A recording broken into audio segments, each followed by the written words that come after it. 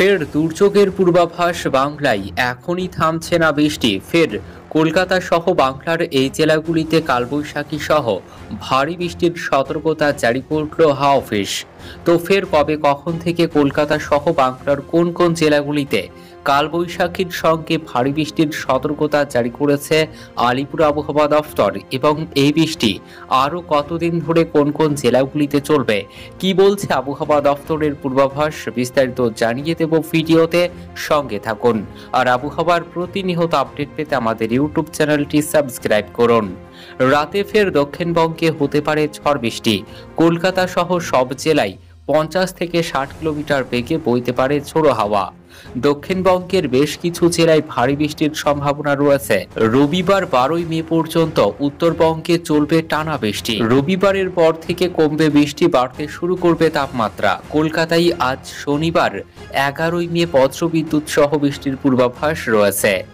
কেমন থাকবে আবহাওয়া? আগামী সোমবার পর্যন্ত বজ্রবিদ্যুৎ সহ বৃষ্টি। আগামী 48 ঘন্টায় কালবৈশাখী ও ভারী বৃষ্টিপাতের সম্ভাবনা দক্ষিণবঙ্গে। উত্তরবঙ্গে বৃষ্টির তীব্রতা কম থাকবে। রাতে কলকাতা সহ দক্ষিণবঙ্গের বেশ কয়েকটি জেলায় ঝড় বৃষ্টির সম্ভাবনা প্রবল। এক সপ্তাহের মধ্যে তাপপ্রবাহের কোনো সম্ভাবনা নেই। আগামী কয়েকদিন তাপমাত্রা স্বাভাবিক বা স্বাভাবিকের নিচে। আজ শনিবার ও কাল রবিবার ঝড় বৃষ্টির পূর্বাভাস দক্ষিণবঙ্গে। আগামী 24 ঘন্টায় কলকাতা সহ দক্ষিণবঙ্গের সব জেলাতেই 50 থেকে 60 কিলোমিটার গতিবেগে দমকা বাতাস বইবে। ভারী বৃষ্টির সম্ভাবনা দক্ষিণ 24 পরগনা ও পূর্ব মেদিনীপুরে। দক্ষিণবঙ্গের আবহাওয়া। আজ শনিবার 11 মে ভারী বৃষ্টির সম্ভাবনা মুর্শিদাবাদ ও পূর্ব মেদিনীপুরে।